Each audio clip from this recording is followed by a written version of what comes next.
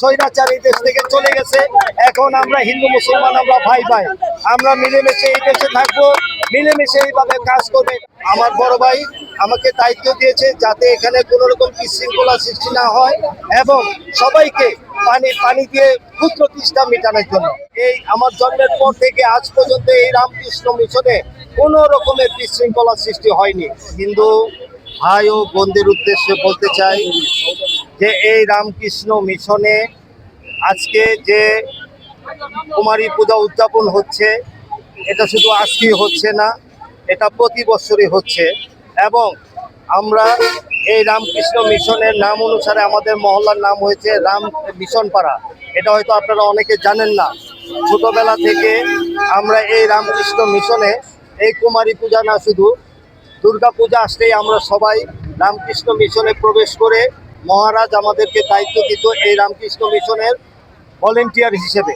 যদিও আমরা মুসলমান, কিন্তু এই হিন্দুরা তো আমাদের এই ভাই বোন, আমাদের রক্ত তাদের রক্ত এক।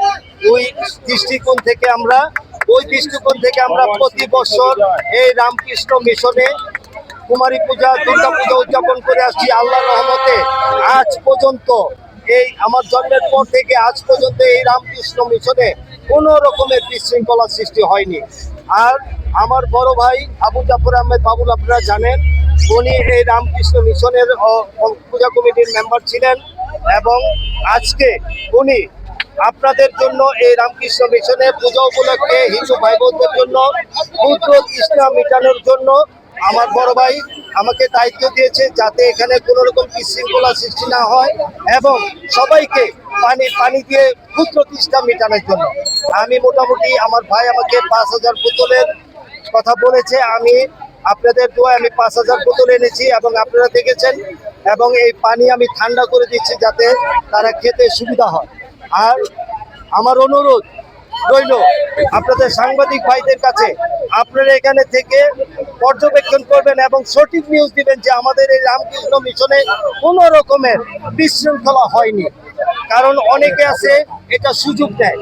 আমি চাই না আপনারা সামনে থেকে সব পর্যবেক্ষণ করেন, আমার কোনো আপত্তি নেই। কারণ আমরা বিগত, আমার বয়স এখন 55, আমি 45 বছর ধরে এই রামকৃষ্ণ মিশনে আমরা ফ্রেন্ড সার্কেল পূজা উদযাপন করে আসতেছি। আল্লাহর রহমতে আমি দেখি নাই কখনো কোনো রকমের বিশৃঙ্খলার সৃষ্টি হয়েছে। অনেক মহারাজ আসছে, অনেক মহারাজ গেছে, তখন আমাদেরকে দিত এই, তখন বুরিন্দা ছিল, বালতি দিয়ে আমরা বুরিন্দা বিতরণ করতাম। তাই আশা করি খুব সুষ্ঠুভাবে পানি বিতরণ হচ্ছে এবং সুষ্ঠুভাবে আজকে কুমারী পূজা উদযাপন হচ্ছে। এই জন্য আমি মহান রাব্বুল আলামিনের কাছে শুকরিয়া আদায় করছি। আজকে এই বৈষম্য বিরোধী আন্দোলনের পরে তারেক রহমানের নির্দেশে আজকে যা হচ্ছে এই দেশে খুব সুন্দর হচ্ছে, সুষ্ঠুভাবে হচ্ছে। কারণ স্বৈরাচার এই দেশ থেকে চলে গেছে। এখন আমরা হিন্দু মুসলমান, আমরা ভাই ভাই, আমরা মিলেমিশে এই দেশে থাকবো, মিলেমিশে এইভাবে কাজ করবে। এটা তারেক রহমানের নির্দেশ।